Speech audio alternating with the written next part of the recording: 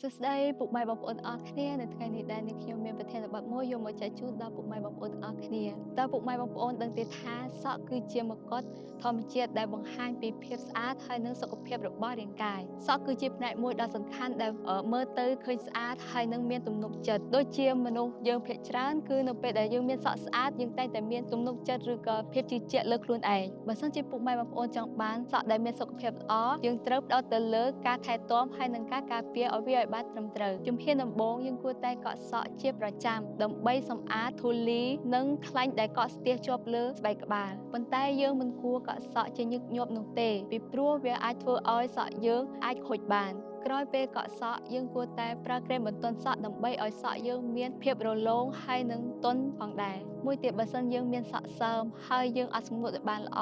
នោះវានឹងធ្វើឲ្យសក់យើងងាយនឹងខូចហើយនឹងបែកចុងផងដែរកុំឲ្យយើងប្រើកម្ដៅខ្លាំងពេកពីម៉ាស៊ីនសម្ងួតសក់ឬម៉ាស៊ីនអ៊ុតសក់ជាដើមព្រោះរបស់ទាំងនោះវាបំផ្លាញសរសៃសក់របស់យើងបាននៅពេលចេញក្រៅអ្នកគួរតែពាក់មួកឬក៏ប្រើផលិតផលដើម្បីការពារសក់ពីពន្លឺព្រះអាទិត្យនិងធូលីពុលជាដើមមិនតែប៉ុណ្ណោះអាហារូបត្ថម្ភក៏មានសារៈសំខាន់សម្រាប់សក់របស់យើងដូចគ្នាដូចជាការទទួលទានអាហារដែលមានប្រូតេអ៊ីនវីតាមីននិងសារជាតិរ៉ែរបស់ទាំងនោះហើយដែលជួយឲ្យសក់របស់យើងមានភាពរឹងមាំនិងមានភាពភ្លឺថ្លាចែងចាំងមិនតែប៉ុណ្ណោះការផឹកទឹកច្រើនក៏ជួយឲ្យសក់របស់យើងមានសំណើមនិងមិនងាយស្ងួតផងដែរក្នុងរយៈពី3ខែយើងគួរតែកាត់ចុងសក់ដើម្បីឲ្យសក់យើងកាត់បន្ថយក្នុងការបែកចុងនិងរក្សាសក់យើងឲ្យកាន់តែស្អាតជានិច្ចផងដែរសរុបមកការការពារសក់ឲ្យមានសុខភាពល្អគឺផ្ដើមចេញពីការថែទាំពីខាងក្នុងនិងខាងក្រៅបើសិនជាយើងថែរក្សាសក់យើងដោយភាពទន់ភ្លន់